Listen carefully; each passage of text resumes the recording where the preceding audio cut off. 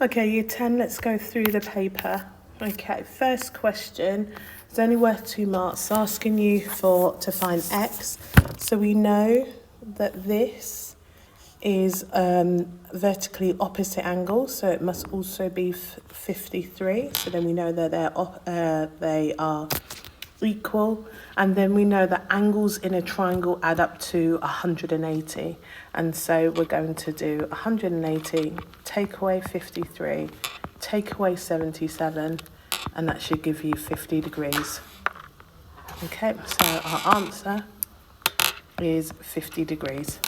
Okay, nice and easy. Next one is also really straightforward because we just need our calculator for this.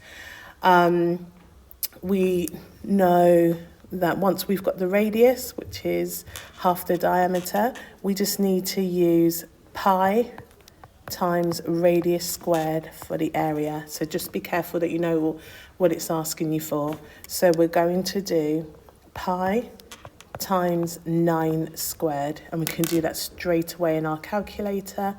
And to 3 significant figures, it is 254. Okay, on your calculator you will get 254.4690 but because we want it to 3 significant figures, we only want the 1, 2, 3 first 3 figures. Okay, but they did give you marks, even if you didn't round it correctly, they gave you full marks for answering the question correctly. Okay, number 2, we want to expand these brackets. I don't mind if you use the arrows. You know that my favourite way is to use the grid. So m take away 8, m plus 5, m times m is m squared, minus 8 times m is minus 8m, m times 5 is 5m, and finally minus 8 times 5 is minus 40. Okay, you got 1 mark for getting those 4 terms, even if you didn't simplify it. Your next thing you should do is simplify it. So 5m take away 8m is minus 3m. So m squared minus 3m minus 40. Okay, so 1 mark for the 4 terms, and then the second mark for simplifying. Okay, now we are going to solve this equation. Because we have a number in the denominator, that's the first thing we want to get rid of. So we're going to actually the first thing we'll do is multiply out the brackets. You got 1 mark for multiplying out the brackets, and so 3 times 2x is 6x minus 3 times 5, which is 15. So equals 9 minus x over 2. That is 1 mark for just doing that. And there isn't anyone in here who can't do that. Right, so now I'm going to multiply both sides by 2 to get rid of the divide by 2 here. So I'm going to multiply all of this by 2. And this is the mistake a lot of you made. You've got to multiply everything here by 2. So 6x times 2 is 12x, minus 15 times 2, which is 30, equals 9 minus x. Then this should be something we should all be able to do. I am going to add 30 to both sides. So then I get 12x. So remember, the reason why I add 30 to both sides is to get rid of the minus 30. So leaving 12x on that side, and on this side I get 39. So 9 plus 30 is 39, take away x. Then I want to get rid of the minus x here by adding x. I'm going to add x. And I get 13x equals 39. And then I'm going to divide both sides by 13 to get rid of 13 times by 13, and that gives me x equals 3. Okay, right, now we have got some adding fractions. So this one's nice and easy. We just want to make the denominators the same. I'm going to make both denominators 30. So to make this 30, I'm going to multiply top and bottom by 3. to make the second one out of 30, I'm going to multiply top and bottom by 2. So my new fractions are 3 times 3 is 9 over 30 plus 2 times 2 is 4 over 30 and 9 plus 4 is 13 over 30. And that's all you needed to do for the 2 marks. For part B, you got 1 mark for converting these mixed numbers into improper fractions, okay? To turn it into an improper fraction, I do 8 times 2 plus 5. So 8 times 2 is 16 plus 5 is 21. So 21 over 8. And then let's turn this one. 1 times 6 is 6 plus 1 is 7. So 7 over 6. So turn it into an improper, that's 1 mark. The second mark is for realising that with division, we're going to leave it, change the sign to a times, and flip the second fraction so that it's 6 over 7. Then we do 21 times 6, which is 126, over 8 times 7, which is 56. Okay, if some of you cancelled before that, so some of you have learned how to cancel down fractions before, that's fine. If not, we are going to divide by 14 to get 9 over 4, which is 2 1/4. Okay, but there are other ways you could have simplified that fraction. Okay, next one, question 5. So you got 1 mark for being able to say what, apart from Simon. So Simon gets X, and if you were able to express either what Ewan or Julia had, you got 1 mark. So here, Ewan has 2 more sweets than Simon. So if Simon has X, Ewan has 2 more. So X plus 2. Then it says Julia has 3 times as many as Ewan. So whatever Ewan has, it's 3 times that amount. So 3 times X plus 2. And we can obviously expand the brackets and get 3x plus 6. So by mentioning any of these 2, you got 1 mark. So you just had to mention one of those 2. Now we're going to put it together because it says how much do all 3 of them have in total. So T equals X. This is where your second mark comes in, and an attempt to add these all up. So X. So we've got Simon, X, then we've got Ewan, X plus 2, and then I've got Julia, 3x plus 6. So I've added all 3 of them together. I simplify any like terms, so X plus 3x is 5x plus, so T equals, and then I've got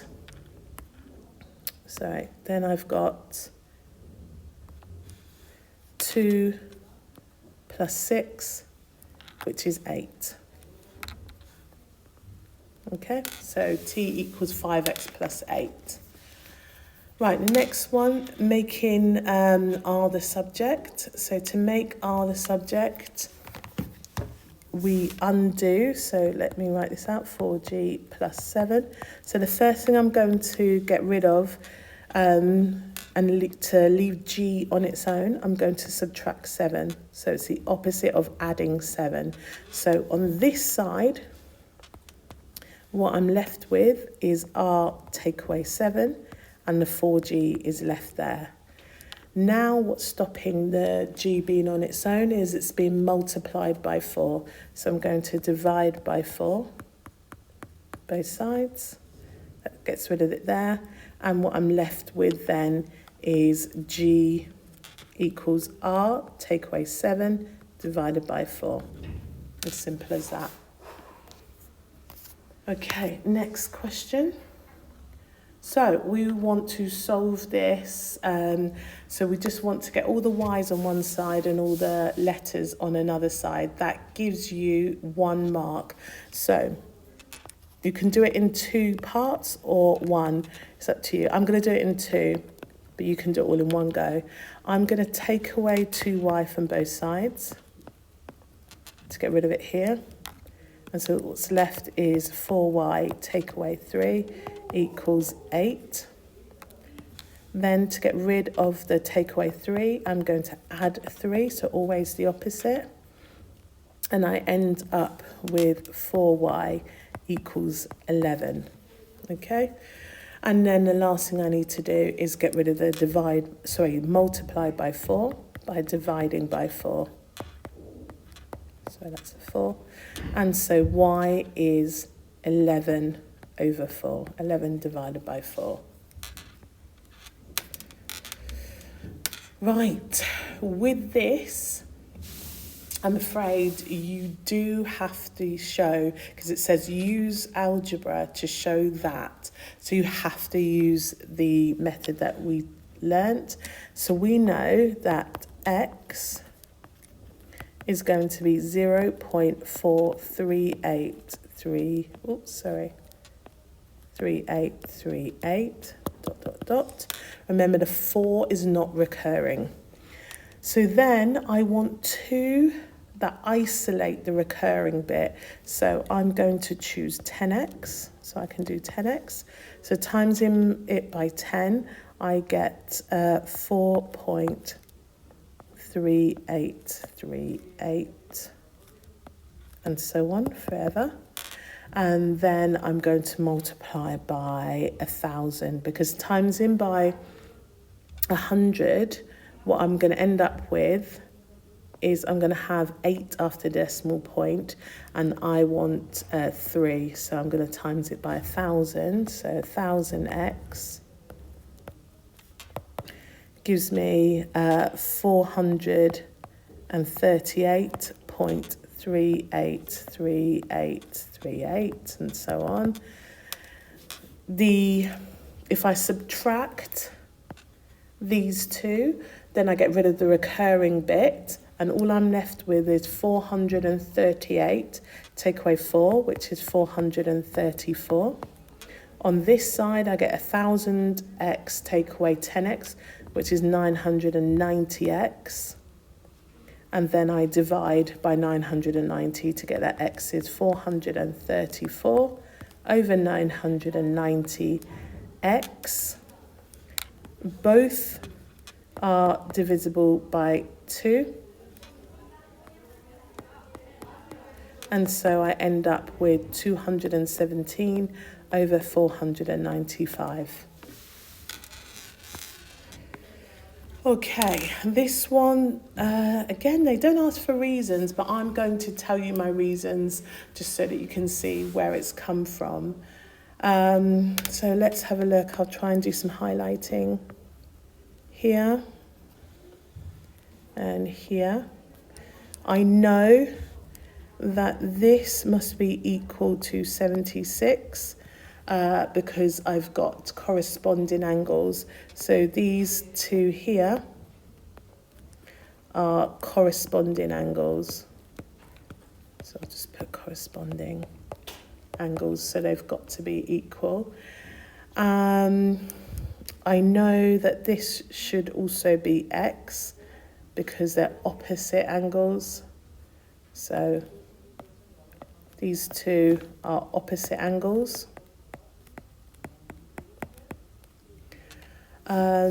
I can work out what this is because angles on a straight line must add up to 180. So 180 take away 143. So 180 take away, 143, yeah, is 37. So this must be 37. Now I can look at this as a triangle here to find x. And so x is 180, take away 37, take away 76, and that will give us 67 degrees, okay? Because angles in a triangle add up to 180, and that's all we needed. And in fact, we didn't need all the explanation with it. That's just to help you guys. Right, question 8. We want to find the area of a sector. Remember, you find the area of the whole circle. So we talked about this earlier, pi times r squared. So in this case, it's pi times 7.1 squared, because that is the radius here. But I only want a fraction of it. I want 110 degrees out of 360, because I do not want the whole thing. When I put that into my calculator, I get 3901 ... And then because they've asked for 1 decimal place, to 1 decimal place, that is 48.4. Okay. Next one, this, you put this completely in your calculator. And you should get 0.3532849,483. So put all the numbers that appear on your calculator display. Okay, that's what it's asking for. The only thing I would say for some of your calculators, it will help you because you've got 1 mark if you did split up the workings. So square root of 7.4. And then say you worked out 9.8, take away 2.1, which is 7.7. So you've got 1 mark for just doing that calculation there, showing that you've broken down the calculation. And then obviously the 2nd mark for the complete answer. Then the next bit, give your answer correct to 2 significant figures.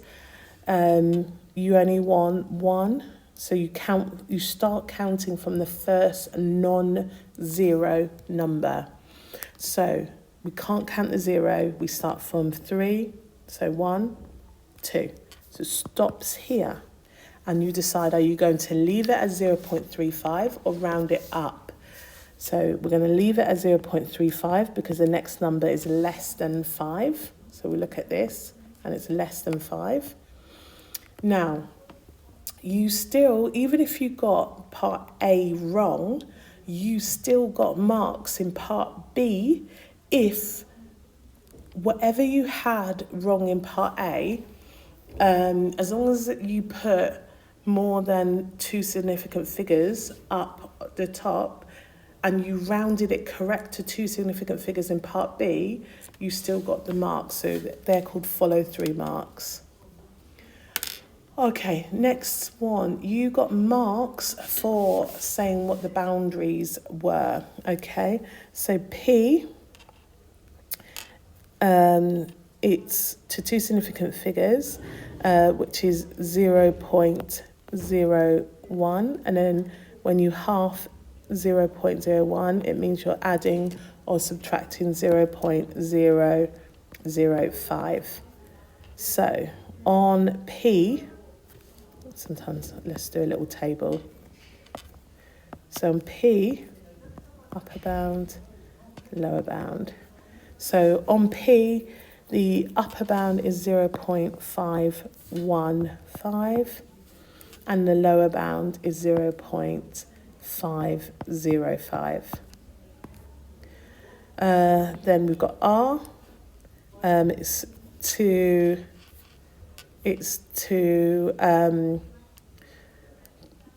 2 significant figures, but the significant figure is 0.1, so 1 decimal place. Half of 0.1 is 0.05, so we add or subtract 0.05. So our upper bound is 6.35. Then, ignore that. And then the lower bound is 6.25. Right, because it's a subtraction, because it's a division and we want the upper bound, we take the upper bound of P and divide it by the lower bound of R, because we want the biggest divided by the smallest to give the biggest possible answer. So for T, we're going to do 0.515 divided by 0.625, which gives 0.0824. Okay, can't read that, it's an 8. Okay, question 11. So we want to turn this into centimetres squared. All right, first of all, we know that there are 100 centimetres in 1 metre. So normally we would have done 12 times, if it was just meters, we would have multiplied by 100. But because we're talking about centimetres squared, we need to times by 100 squared, which gives us the answer of 120,000. Okay, and it's only because we're talking about area. If we were converting a length, we would just times by 100. Question 2, my favourite way to do it, and you did get 1 mark if you did the trees, and so my favourite way to do it is to do the trees really quickly. So 9 times 8, 4 times 2, 3 times 3, 2 times 2. Okay, here we've got 12 times 9, 3 times 4. I'm just circling my prime numbers, and 3 times 3. Right, you draw your Venn diagrams.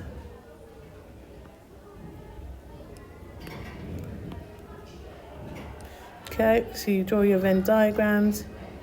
You've got 1 for 72, 1 for 108. And remember, for the HCF, you are just interested in what's in the middle. So 3 belongs to both. Then you've got another 3 that belongs to both. Then you've got a 2 that belongs to both. Then you've got another 2 that belongs to both. And that is it, I think. Yeah, absolutely. So we're going to I'm not going to bother finishing the rest of the Venn diagram, because I'm only interested in these numbers in the middle. So the HCF is 3 times 3 times 2 times 2, which is 36. So the HCF of those two numbers, 36. So 36 is the highest number that goes into 72 and 108. Next one, we want to find out how many sides. Okay, so when we have our hexagon, I'm only drawing part of it, we know that the exterior angle is 24. Okay, we know that the exterior angles of absolutely any polygon must add up to 360 degrees. And so we're going to simply do 360 divided by 24, which gives us 15 sides. And that's it. Right, we needed to find the equation of this line. There are 2 things you needed. You got 1 mark for finding the gradient. Actually, I think it ended up being 2 marks for the gradient. I'll have to look at the mark scheme again. But you need a gradient and you need where it crosses the y-axis. So gradient, let's do that first. I picked 2 points. I think I'm going to go here. I'm going to go big or go home. So 1, 2, 3, 4, 5, 6. So 6 squares up, and 1, 2, 3, 4 squares across. So my gradient remember, is rise divided by run. So the gradient here is 6 divided by 4. Oops, sorry. 6 divided by 4, which is 1.5, okay? So I've got my gradient, and then where it crosses the y-axis is here at 1. So then I put it all together, and my equation is y equals 1.5x plus 1. Remember, you always have to write it like this, y equals mx. So mx plus c, okay? That's your gradient, and that's your y-intercept, okay? Next one, question 15. So we want to calculate the value of D. Okay, so let's label our sides.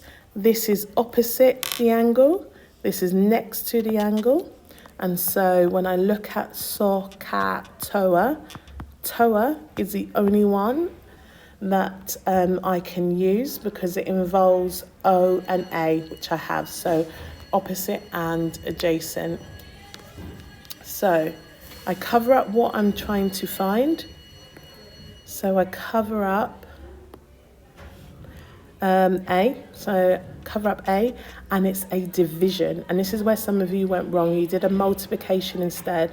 I need to do a division. So I'm going to do opposite, so 100 divided by tan 20. Okay, and that gives me 274.7477 ... And it says 3 significant figures, so I'm going to stop it here. Yeah, and I'm rounding up to 275 meters in this case, meters. Okay, right, part B, we want to find the length or height of the radio mast, okay? So let's have a look. Height of the radio mast. And so we know, hold on, have we given point A is the top, so let's draw a little diagram for ourselves. So 25 degrees of the elevation. We know that this is 275 because we know the distance between the, we know that distance now that we've worked out, 275. We know, we're trying to find this, the height. What else do we know? And that's it. Okay, so let's label our sides. This is the opposite. This is the adjacent again. So we're using TOA again. Okay, but this time we're trying to find the opposite. So when we look at it, TOA, you can see that when you cover up what you're trying to find, which is the opposite, it's a multiplication this time. So we're going to do tan 25 multiplied by 275, which gives you 128.1169 meters, okay? So that gives you this height here, but remember it is asking you for just this height here.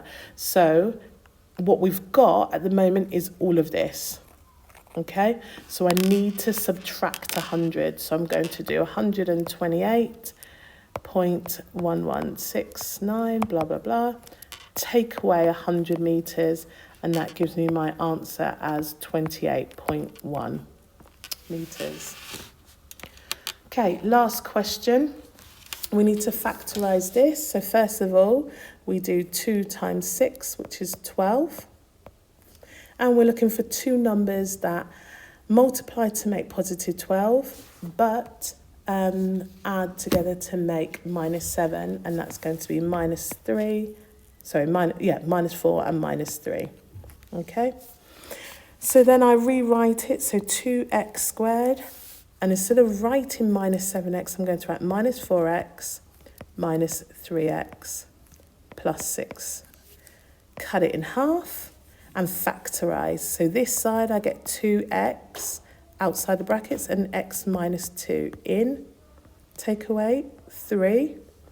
And then inside the brackets x minus 2. I know I'm doing the method right because these two are the same. And then I would just write down the bits outside the brackets, so the 2x, take away 3, and write the repeated bracket, so x minus 2. And that's it, finished. Okay.